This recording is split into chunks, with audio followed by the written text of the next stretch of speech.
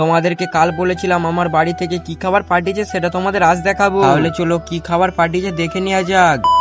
তো এই কদিন আগে দীপকাদের দোকানদার শ্যামবাবার মন্দিরে গিয়েছিল, তাই আজকে দিনটা শুরু করলাম শ্যামবাবার প্রসাদ খেয়ে। আর এইদিকে দেখো বন্ধুরা, আমার ফেভারিট খাবার তিলের লাড্ডু, আর এইটা নারকলের লাড্ডু, আবার নিচেতেও পড়ে আছে। তাই আর ডিপে থেকে না নিয়ে নিচে থেকে একটা নিয়ে খেয়ে নিলাম। আর দীপকাকে 10টা কাজ দিয়েছে, তাই কাজটা তাড়াতাড়ি করার জন্য মন্টুকাও করে দিচ্ছে, কিন্তু কাজটা প্রচুর তাড়াতাড়ি লাগবে, তাই দীপকা আমাকে একটু করে দিতে বললো। তবে এখন 3:30 বাজে, তাই চানটা করে একবারে কাজটা করতে এলাম, কিন্তু এখন আমার এখানে কাজই নেই। তাহলে চলো তোমাদেরকে এই সময় আমার বাড়ি থেকে কি খাবার পাঠিয়েছে সেটা দেখাই। আমাদের বাড়ি থেকে পাঠিয়েছে বাতাসাই ছাতু দিয়ে খাওয়ার জন্য, আর তার সঙ্গে পাঠিয়েছে 1 প্যাকেট বিস্কুট আর চানাচুরের প্যাকেট। এই 4টে জিনিসই পাঠিয়েছে, কারণ ব্যাগের মধ্যে অনেক খাবার ছিল তাই বেশি পাঠায়নি। তবে এখন আমি এগুলো খাবো না, তাই প্যাক করে আবার রেখে দিলাম। আর বন্ধুরা এইদিকে আমার কাজের পালা চলে আসছে, তাহলে চলো কাজটা করা যাক। আমাদের লোটাস চেনের থেকে এই নবাবী চেন প্রচুর তাড়াতাড়ি হয়, তবে এই কাজের টনস ছিল 65, তাই 10টা চেনের ডাই জুড়তে প্রচুর অসুবিধা হচ্ছিল। তবে 6টা চেনের ডাই জুড়তেই 9টা বেজে যায়, আর বাকি 4টে চেনে মন্টুকা দীপকা পান্ডায় সাহায্য, কারণ আমাদের দোকানদার আছে সেই দিনে যেই চেনটা ঘুঁতাদা বানিয়েছে সেইটা আবার 2 ইঞ্চি বাড়াতে দেয়, তাই এই 2 ইঞ্চি বাড়ানোর কাজটা ঘুঁতাদাই করছিল,